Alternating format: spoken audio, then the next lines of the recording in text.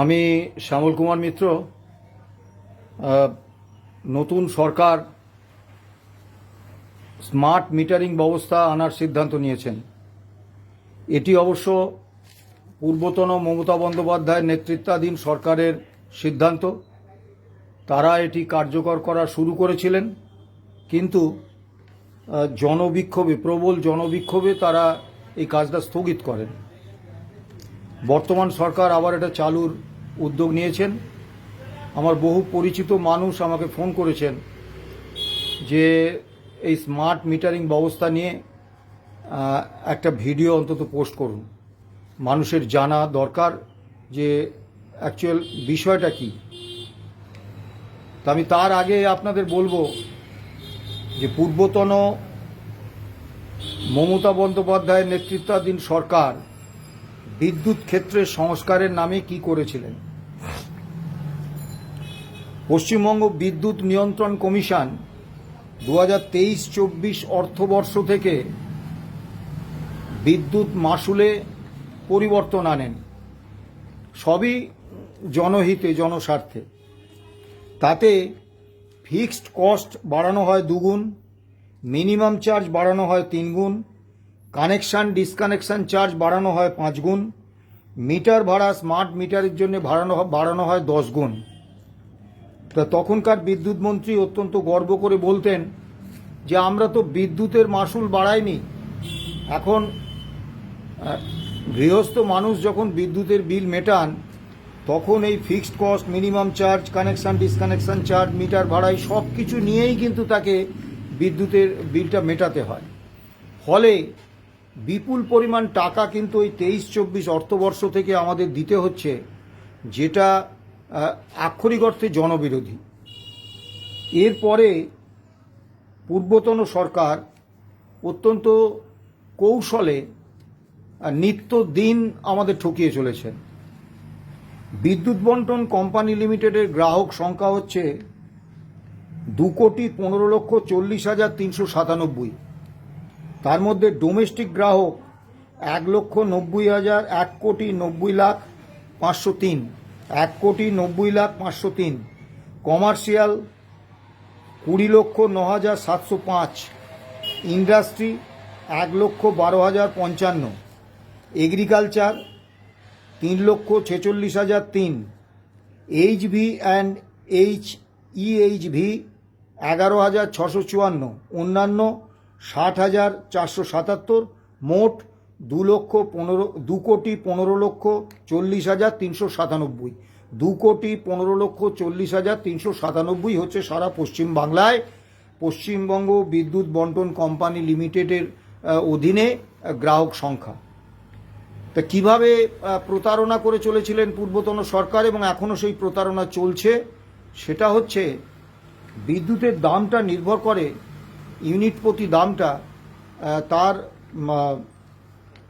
ইউনিটের উপরে। যেমন প্রথম 102 ইউনিট পর্যন্ত বিদ্যুৎ মাশুল হচ্ছে 5 টাকা 49 পয়সা পার ইউনিট। তারপরের 78 ইউনিট পর্যন্ত 6 টাকা 9 পয়সা পার ইউনিট। তারপরে 120 ইউনিট পর্যন্ত 6 টাকা 96 পয়সা পার ইউনিট। এইভাবে পরপর তারপরেরটা 7 টাকা 46 পয়সা, তারপরেরটা 8 টাকা 16, তারপরেরটা 9 টাকা 66। এইরকমভাবে বিদ্যুতের পরিমাণ যতটা বাড়ে বিদ্যুৎ খরচের, সেই অনুসারে বিদ্যুতের দামটাও কিন্তু বাড়তে থাকে। এবারে আপনার বিদ্যুৎ বিল আপনাকে মেটাতে হয় 3 মাসে যা আপনি বিদ্যুৎ খরচ করেছেন তার উপর বিদ্যুৎ বিল হিসেব করা হয় এবং তাকে 3 দিয়ে ভাগ করে আপনি প্রতি মাসে সেটা মেটান। এর ফলে যেটা হয়, আপনি 34 ইউনিট বা তার বেশি মাসে যদি বিদ্যুৎ খরচ করেন আর 3 মাসে যদি 102 ইউনিট বিদ্যুৎ খরচ করেন, তার বেশি যদি করেন, তাহলেই কিন্তু আপনার ওই বিপুল বাড়তি টাকা আপনাকে দিতে হবে। কেন? কারণ মাসে 34 ইউনিট, মাসে 3 মাসে 102 ইউনিট বিদ্যুতের দাম হচ্ছে ইউনিট প্রতি 5 টাকা 59 পয়সা। তারপরে মাসে 35 ইউনিট বা 3 মাসে 103 ইউনিট খরচা করলেই আপনার কিন্তু ওই 6 টাকা 9 পয়সা দরে চলে যাচ্ছে। তারপরে যত বেশি করবেন আপনি 6 টাকা 96 পয়সা 7 টাকা 46 পয়সা দরে আপনাকে বিদ্যুতের দাম মেটাতে হবে। ফলে যদি 1 মাসের বিদ্যুৎ খরচের উপর বিদ্যুৎ বিল হিসেব করা হতো, তাহলে 3 মাসে আপনাকে মোট যা দিতে হতো, 3 মাসের বিদ্যুৎ খরচ একসঙ্গে মিলিয়ে তার উপর যখন বিল গণনা করা হচ্ছে, আপনাকে অনেক বেশি অর্থাঙ্ক দিতে হচ্ছে। এইটা একেবারে ভুল বিলিংয়ের প্রতারণামূলক পদ্ধতিতে পূর্বতন সরকার বছরের পর বছর এই 2,15,40,397 জন গ্রাহকের থেকে কার্যত তোলাবাজি করেছেন। এবং আজকেও এই ব্যবস্থাটা আজও আছে। বর্তমান সরকার সবে এসেছেন, তারা নিশ্চয়ই এই ব্যবস্থাটার দিকে নজর দেবেন। দ্বিতীয় যে বিষয়টা, হঠাৎ আপনার কাছে একটা বিল আসে, আপনি অমুক মাসের বিল মেটাননি, আপনি তমুক 3 মাসের বিল মেটাননি, মেটাতে হবে। এখন তার জন্য আপনি যে বিল মিটিয়েছিলেন, এটা বিদ্যুৎ কোম্পানির কাছে প্রমাণ করার জন্য আপনার একটা বিল দরকার সেই সময়ে। কিন্তু বিদ্যুৎ কোম্পানি আপনাকে যে বিল দিচ্ছে, সেই বিলটা একটু খেয়াল করে দেখবেন, তার আয়ু হচ্ছে 1 মাস 2 মাস, বড় জোর 3 মাস। 3 মাস পরে ওই বিদ্যুৎ বিলটা কিন্তু একটা সাদা কাগজ হয়ে যাচ্ছে, সমস্ত তাতে যা ডিজিটগুলো যা লেখা ছিল সব মুছে যাচ্ছে। ফলে আপনি 6 মাস 8 মাস 1 বছর 2 বছর পরে যদি আপনার এইরকম একটা বিল এসে হাজির হয় যে আপনি অমুক সময়ে এই বিলটা আপনার দেওয়া হয়নি, আপনি কিন্তু প্রমাণ করতে পারবেন না যে বিলটা দেওয়া হয়নি। তাহলে পূর্বতন সরকার 3 ভাবে আমাদের ঠকিয়ে গেছে। প্রথম, যে বিদ্যুৎ বিলের যে কাগজটা, সেইটা 1 মাস 2 মাস বা 3 মাস পরেই তার লেখাগুলো অদৃশ্য হয়ে যাচ্ছে। ফলে ভবিষ্যতে কোনো বিবাদ উপস্থিত হলে বা আপনাকে আগের পিরিয়ডের কোনো বিল দেওয়ার কথা বললে আপনি দিতে বাধ্য, কারণ আপনি প্রমাণই করতে পারবেন না যে সেই সময় আপনি বিল দিয়েছেন। 2 নম্বর, 3 মাসের মোট বিদ্যুৎ খরচের উপর যত ইউনিট আপনি 3 মাসে মোট খরচ করছেন, তার উপর হিসেব করে আপনাকে তাকে 3 দিয়ে ভাগ করে প্রতি মাসে দিতে হচ্ছে। ফলে প্রতি মাসের বিদ্যুৎ খরচের উপর যদি এই হিসেবটা করা হতো, আপনাকে যে টাকা দিতে হতো তার থেকে অনেক গুণ বেশি টাকা দিতে হচ্ছে। এবং এই বেশি টাকা কারা দিচ্ছেন? এই 2,15,40,397 জন বিদ্যুৎ গ্রাহকের মধ্যে যারা মাসে 34 ইউনিটের বেশি বিদ্যুৎ খরচ করেন, তাদের প্রত্যেককে দিতে হচ্ছে। এখন স্বাভাবিকভাবে এরকম পরিবার বা এরকম সংস্থা বা এরকম শিল্প খুঁজে পাওয়া খুব বিরল, যারা মাসে 34 ইউনিট বা তার নিচে বিদ্যুৎ খরচ করেন। ফলে প্রায় সমস্ত বিদ্যুৎ গ্রাহককে এই ভুল হিসেবের খাপে ফেলে আপনার থেকে বেশি টাকা একটা সরকারি সংস্থা আপনার থেকে নিয়ে নিচ্ছে। পূর্বতন সরকারের আমলে বৃহত্তর কলকাতায় বিদ্যুৎ বন্টন এবং বিপণনের দায়িত্বে ছিলেন আরপিজি সঞ্জীব গোয়েঙ্কা গোষ্ঠী, সিইএসসি। এই সিইএসসি তৃণমূল কংগ্রেসকে 444 কোটি টাকার অনুদান দিয়েছেন। ফলে কি হয়েছে, সিইএসসি ইউনিট প্রতি বিদ্যুতের দাম 1 টাকা 44 পয়সা করে বাড়িয়ে দিয়েছে। আপনি বলবেন, এই সামান্য 1 টাকা 44 পয়সা নিয়ে এত মাতামাতির কি আছে? আপনি হিসেব করুন, আপনার মাসে 100 ইউনিট 200 ইউনিট 300 ইউনিট বিদ্যুৎ খরচ হলে প্রতি মাসে আপনার থেকে এই 1 টাকা 44 পয়সা ইউনিট প্রতি বেশি দাম নিলে কত টাকা আপনার থেকে বা আপনাকে বাড়তি দিতে হচ্ছে, একবার হিসেব করে দেখুন। তা এবারে নতুন সরকার এসেছেন, পূর্বতন সরকার ওই স্মার্ট মিটারিং ব্যবস্থা কার্যকর করতে শুরু করেছিলেন, কিন্তু প্রবল জনবিক্ষোভে তারা সেই কাজটা স্থগিত করে। এখন এই স্মার্ট মিটারিং ব্যবস্থাটা কি, এটা তো আগে আমাদের জানতে হবে। বিশ্বব্যাংকের নির্দেশে ভারত সরকার 2022 সালের জুলাই মাসে বিদ্যুৎ ক্ষেত্রে সংস্কারের নামে রিভ্যাম্প ডিস্ট্রিবিউশন সেক্টর স্কিম বা RDSS এই প্রকল্পটি আনেন। এখন বিদ্যুৎ হচ্ছে সংবিধানের কেন্দ্র রাজ্য যুগ্ম তালিকা। ফলে কেন্দ্রীয় এই প্রকল্প RDSS, এটা যে কোনো রাজ্য ইচ্ছা করলে চালু করতে পারে, ইচ্ছে না করলে চালু করবে না। অর্থাৎ রাজ্য সরকারের উপরই সংশ্লিষ্ট রাজ্যে এই RDSS প্রকল্পটা চালু হবে কি হবে না এটা নির্ভর করছে। এই ভিডিওটা যেসব বিজেপি সমর্থক বন্ধু শুনবেন তারা দয়া করে কমেন্ট করার আগে আমি যে তথ্যগুলো দেব সেই তথ্যগুলো সঠিক না ভুল এটা নিয়ে ভাববেন। দ্বিতীয় বিষয়টা যেটা ভাববেন, এই স্মার্ট মিটারিং ব্যবস্থা চালু হলে কে বিজেপি সমর্থক কে বিজেপি বিরোধী এইভাবে কিন্তু ক্ষতিগ্রস্ত হবেন না। আপনারা প্রত্যেকে যারাই বিদ্যুৎ ব্যবহার করেন তারা প্রত্যেকে বিপুলভাবে ক্ষতিগ্রস্ত হবেন। এবং আমি যে তথ্যগুলো দেবো সেগুলো শুনলেই আপনারা বুঝতে পারবেন এটা সার্বিকভাবে জনস্বার্থ বিরোধী একটা স্কিম, জনস্বার্থ বিরোধী একটা পদক্ষেপ। ভারতে 28টা রাজ্য আছে, 8টা কেন্দ্রশাসিত অঞ্চল আছে। এ পর্যন্ত 4টি রাজ্য অসম, মধ্যপ্রদেশ, বিহার এবং পশ্চিমবঙ্গ এই RDSS প্রকল্পটি গ্রহণ করেছে। আর একটা মাত্র কেন্দ্রশাসিত অঞ্চল জম্মু ও কাশ্মীর এই প্রকল্পটি গ্রহণ করেছে। এখন তো 22টার বেশি রাজ্যে বিজেপি ক্ষমতায়।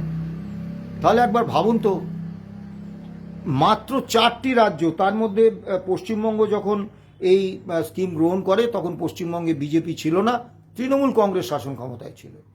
তাহলে মাত্র 3টে বাদে বাকি সমস্ত বিজেপি শাসিত রাজ্য সরকারগুলো তাদের রাজনৈতিক দলের কেন্দ্রীয় সরকারের এই স্কিমটা কেন তাদের রাজ্যে প্রয়োগ করলেন না?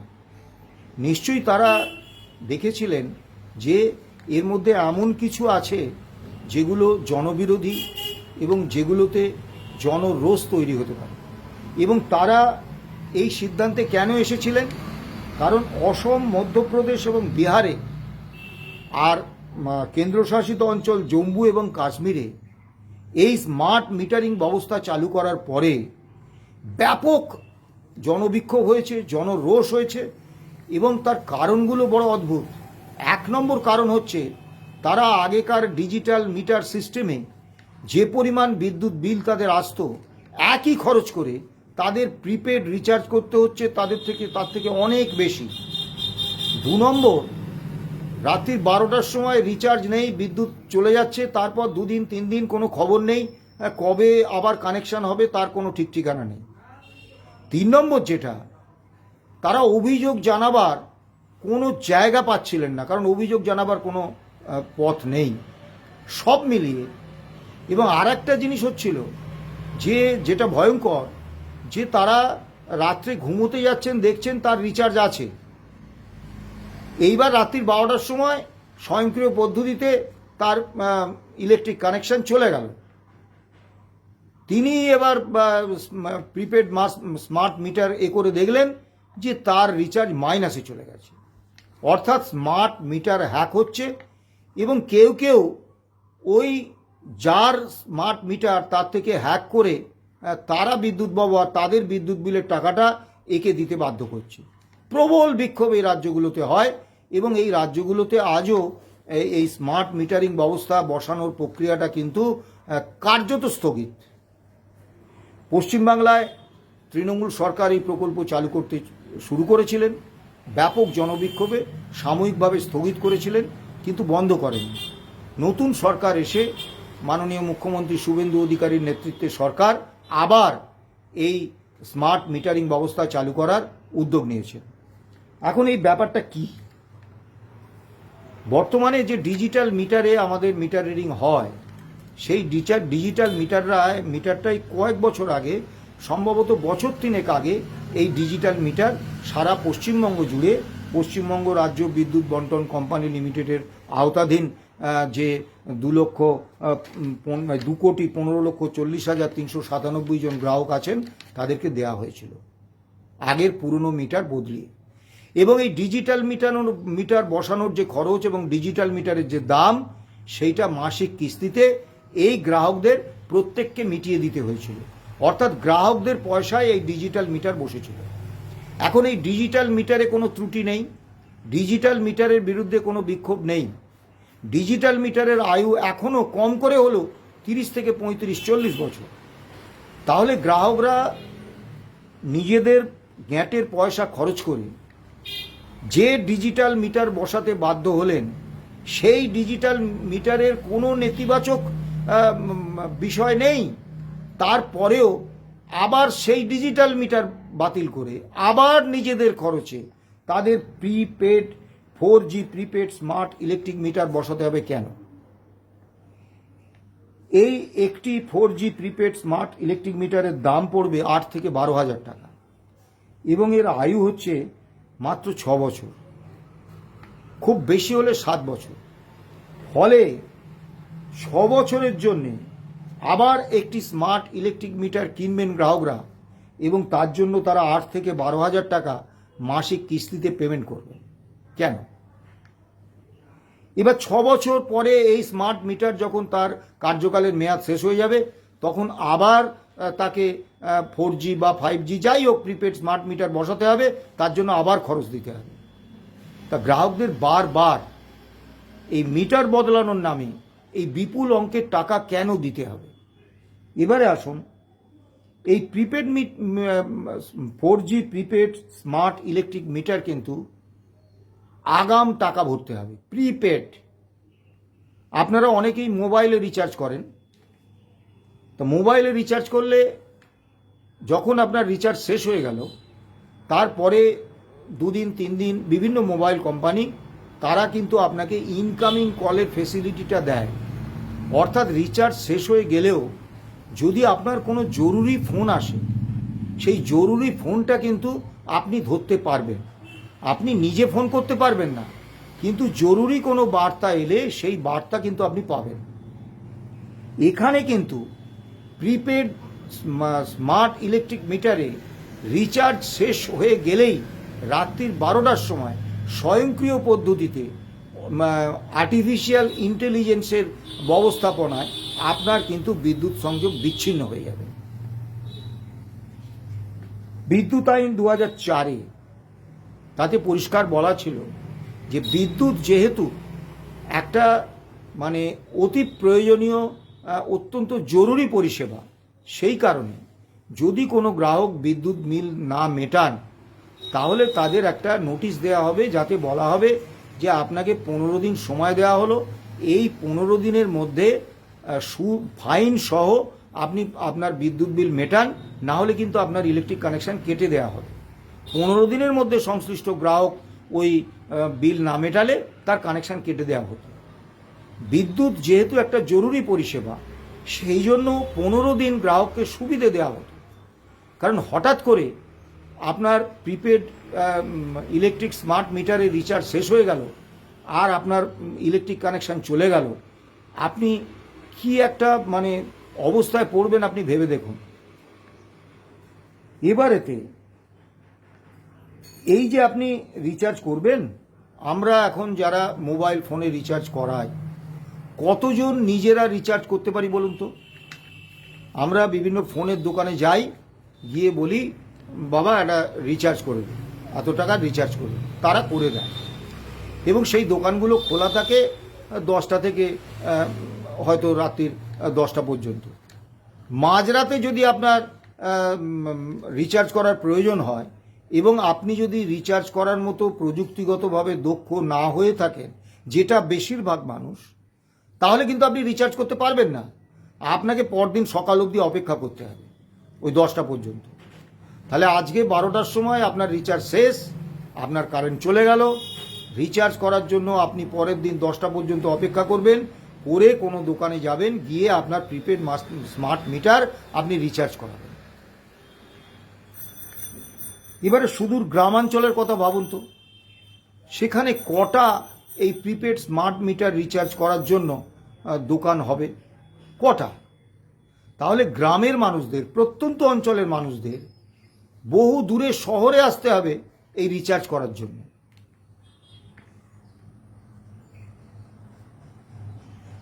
এই স্মার্ট মিটার নামে স্মার্ট, কিন্তু প্রযুক্তিগতভাবে এতটাই আনস্মার্ট যে যে কেউ একে হ্যাক করতে পারে। অসম, মধ্যপ্রদেশ, জম্মু অ্যান্ড কাশ্মীর, এইসব বিহার এগুলোতে যে স্মার্ট মিটারিংয়ের বিরুদ্ধে এত ব্যাপক জনবিক্ষোভ হয়েছে, তার মূল কারণ হচ্ছে যে বেশিরভাগের গ্রাহকের স্মার্ট মিটার হ্যাক হয়ে যাচ্ছে এবং সেখানে মানে তার রিচার্জ ছিল, সে ওই রিচার্জ শেষ হয়ে যাওয়ার মতো বিদ্যুৎ খরচ করেনি, অথচ তার রিচার্জ শেষ হয়ে মাইনাস ব্যালেন্স দেখাচ্ছে। মানে স্মার্ট মিটার হ্যাক করে অন্য কোনো মানে চোর বাটপার ওই বিদ্যুৎ গ্রাহক সে বিদ্যুৎ ব্যবহার করে এর ঘাড়ে চাপিয়ে দিচ্ছে। তো এই স্মার্ট মিটারে কিন্তু এই বিপদটা রয়েছে। আর কি রয়েছে, যেহেতু এর সঙ্গে সরকারের কোনো সংস্থান নেই, সবটা চলবে আর্টিফিশিয়াল ইন্টেলিজেন্সের মাধ্যমে স্বয়ংক্রিয় পদ্ধতিতে, এবং পুরো ব্যাপারটার যারা দেখভাল করবেন তারা সবাই বেসরকারি লোক। কাজেই আপনার তাৎক্ষণিক জরুরি ডেটা কিন্তু বেসরকারি সংস্থার হাতে চলে যাওয়ার একটা সুবর্ণ সুযোগ এই স্মার্ট মিটারকে হ্যাক করবে। এই সিস্টেমে ডায়নামিক প্রাইসিং সিস্টেম নামক একটা ব্যবস্থার মধ্য দিয়ে স্বয়ংক্রিয়ভাবে আর্টিফিশিয়াল ইন্টেলিজেন্সের ব্যবহারে আপনার বিদ্যুতের দাম দিন রাতের 24 ঘন্টার মধ্যে নির্দিষ্ট সময়ে সময়ে পরিবর্তন হবে। সকালে একরকম দাম হবে, দুপুরে একরকম দাম হবে, বিকেলে একরকম দাম হবে, সন্ধেবেলা একরকম দাম হবে, রাত্রিবেলা একরকম দাম হবে। এবং এইটা যে অ্যাপের মাধ্যমে বা যে সিস্টেমের মাধ্যমে বা যে সফটওয়্যার দিয়ে করা হবে, সেই সফটওয়্যারটা সম্পর্কে আপনাদেরকে কিচ্ছু জানানো হবে না, একেবারে অজ্ঞাত সফটওয়্যার। এবং বলা হচ্ছে বাজারের সূত্র মেনে যখন বিদ্যুতের চাহিদা বেশি হবে তখন বিদ্যুতের দাম বেশি হবে, যখন বিদ্যুতের চাহিদা কম হবে তখন বিদ্যুতের দাম কম হবে। ধরুন সন্ধেবেলা তখন তো আমাদের বাড়ির ছেলেপিলেরা পড়াশোনা করে, বাড়ির মা বোনেরা রান্নাবান্না করে, আমরা হয়তো যারা একটু টিভি দেখি, এই সময়টায় তো বিদ্যুৎ বেশি ব্যবহার হয়।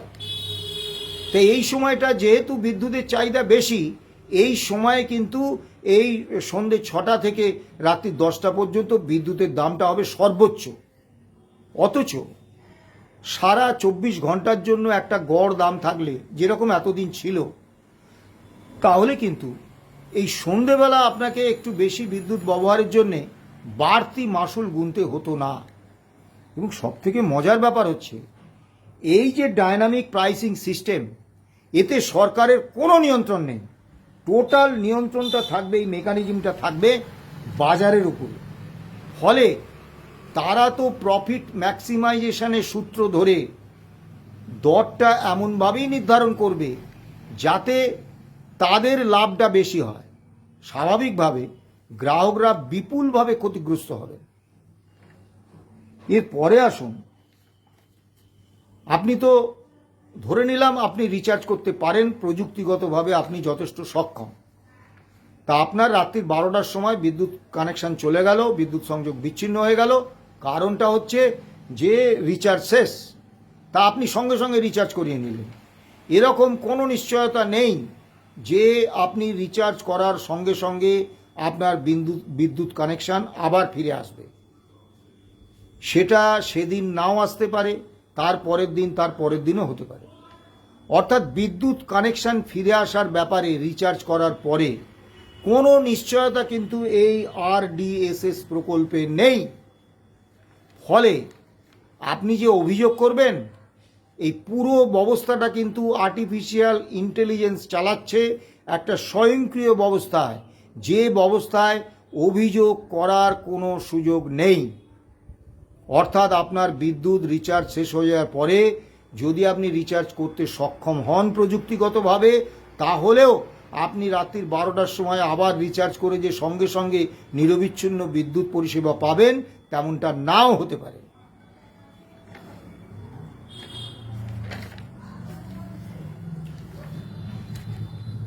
এই স্মার্ট মিটারিং ব্যবস্থায় কোনো মিটার রিডিং থাকছে না, কারণ আপনাকে বিদ্যুতের দাম আগাম দিয়ে দিতে হচ্ছে, প্রিপেড আগাম দিয়ে দিতে হচ্ছে, এবং সেটা আপনি রিচার্জ করাচ্ছেন। ফলে মিটার রিডিং করেন যেসব কর্মচারী, অন্তত 6,000 কর্মচারী রয়েছেন, বিল যারা তৈরি করেন, ক্যাশ সেকশন, এই বিদ্যুৎ দপ্তরের এই বিপুল সংখ্যায় কর্মী, তারা কিন্তু কর্মহীন হয়ে পড়বেন। এবং মজার ব্যাপার হচ্ছে এদের মধ্যে বেশিরভাগটাই চুক্তি নিযুক্ত কর্মী, ফলে এদের কাজ না থাকলে এদের ছাঁটাইটা বাধ্যতামূলক। তাই 6,000 মিটার রিডিংয়ের কর্মী এবং কম করেও বিলিং সেকশন এবং ক্যাশ সেকশনে কর্মরত অন্তত 3,000 কর্মী কিন্তু কাজ চলে যাচ্ছে, ছাঁটাই হবেন তারা। দামটা কিভাবে ঠিক হবে?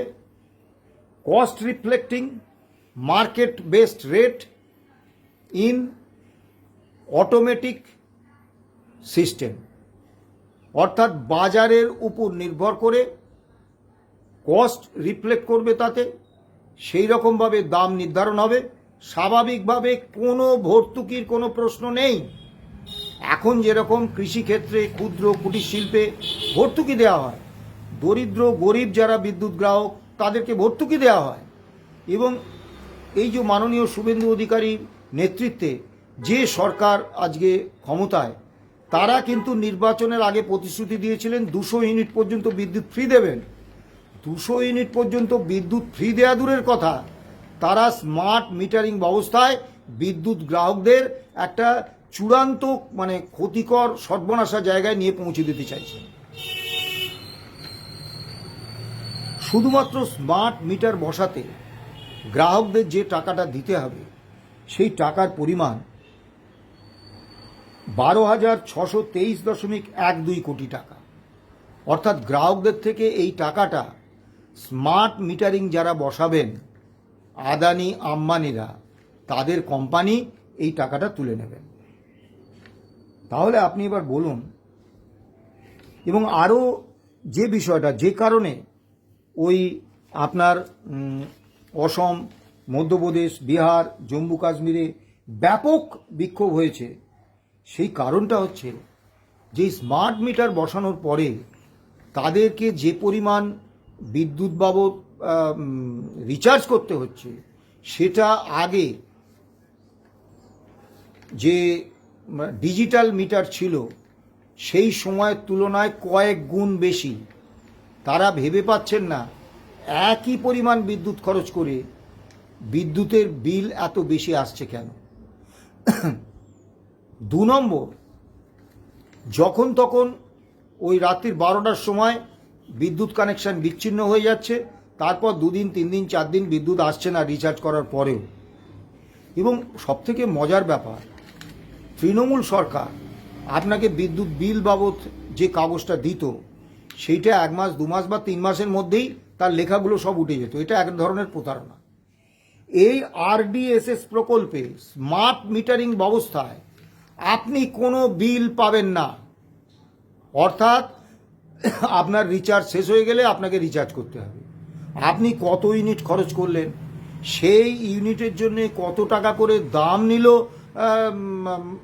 স্মার্ট মিটারিং ব্যবস্থা, সেই দামটা সঠিক না ভুল, যোগ ঠিক আছে না ভুল আছে, আপনার থেকে বেশি নিল না কম নিল, আপনি কিচ্ছু জানতে পারবেন না, কারণ আপনাকে কোনো বিল দেয়া হবে না। আপনি শুধু ওই রিচার্জ করবেন। আজকে 1000 টাকার রিচার্জ করলেন, 10 দিন পরে দেখলেন 12টার সময় বিদ্যুৎ কানেকশন চলে গেছে, আবার রিচার্জ করলেন। আপনি শুধু রিচার্জ করেই যাবেন, কিন্তু যে টাকাটা আগাম আপনি দিচ্ছেন সেই টাকার কোনো হিসেব পাবেন না।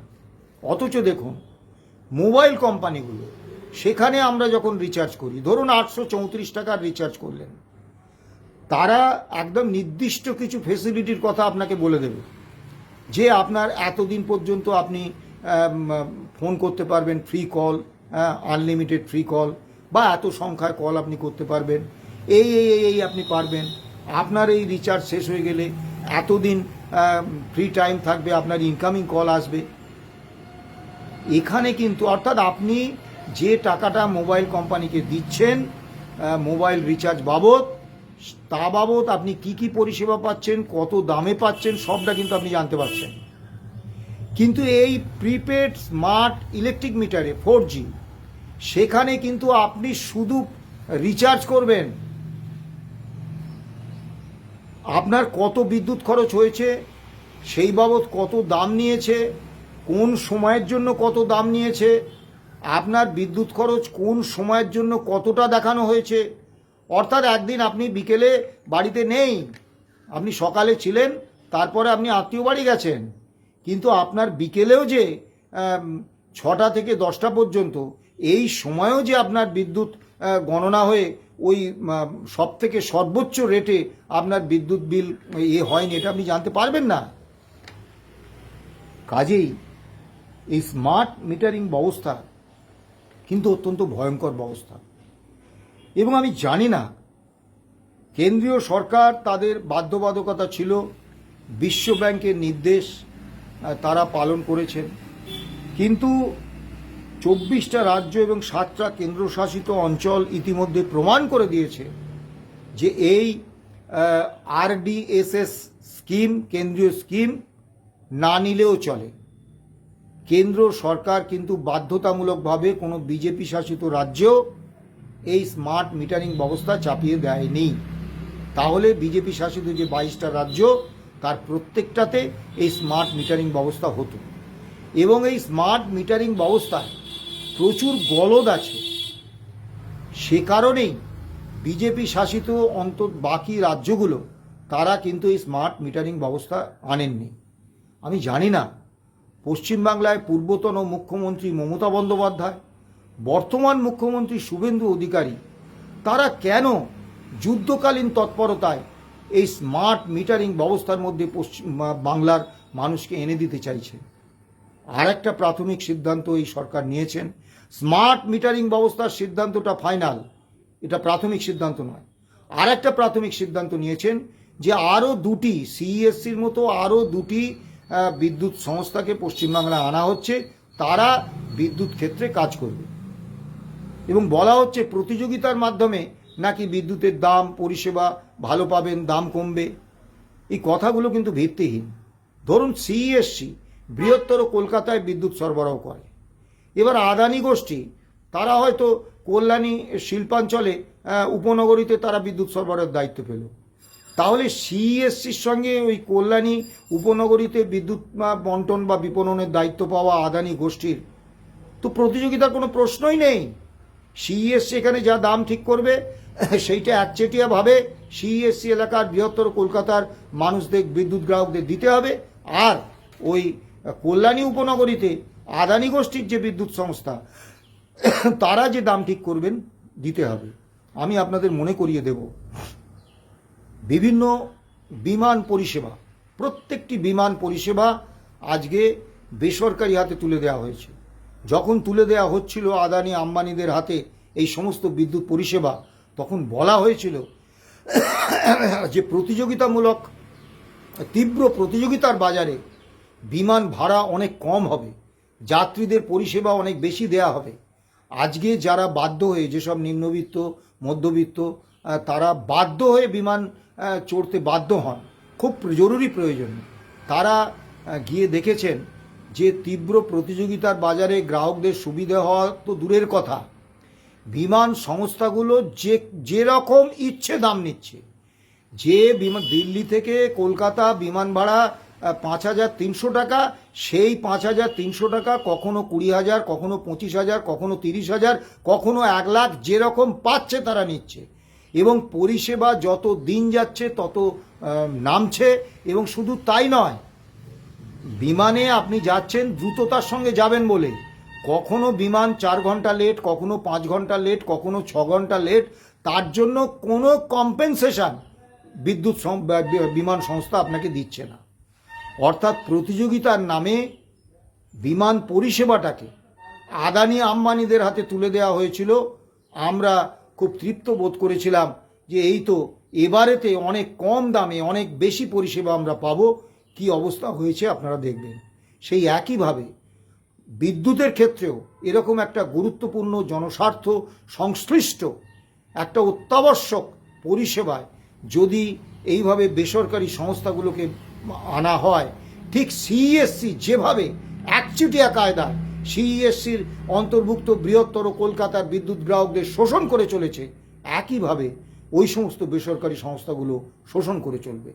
আমি মাননীয় মুখ্যমন্ত্রী শুভেন্দু অধিকারীর কাছে বিনীত আবেদন রাখব, দয়া করে স্মার্ট মিটারিং ব্যবস্থা প্রত্যাহার করুন এবং 2023-24 অর্থবর্ষে পূর্বতন সরকার বিদ্যুতের ইউনিট প্রতি মাশুল না বাড়িয়েও যেভাবে অন্যান্য খরচগুলো বিপুল বাড়িয়ে বিদ্যুৎ গ্রাহকদের উপর একটা বিরাট চাপ তৈরি করেছেন এবং ত্রৈমাসিক বিলের মাধ্যমে যেভাবে মানুষকে শোষণ করে চলেছেন, সেগুলো দূর করুন। জনস্বার্থে কাজ করলে সরকার জনগণের সমর্থন পান, জনগণ ভালোভাবে বাঁচতে পারেন। সরকার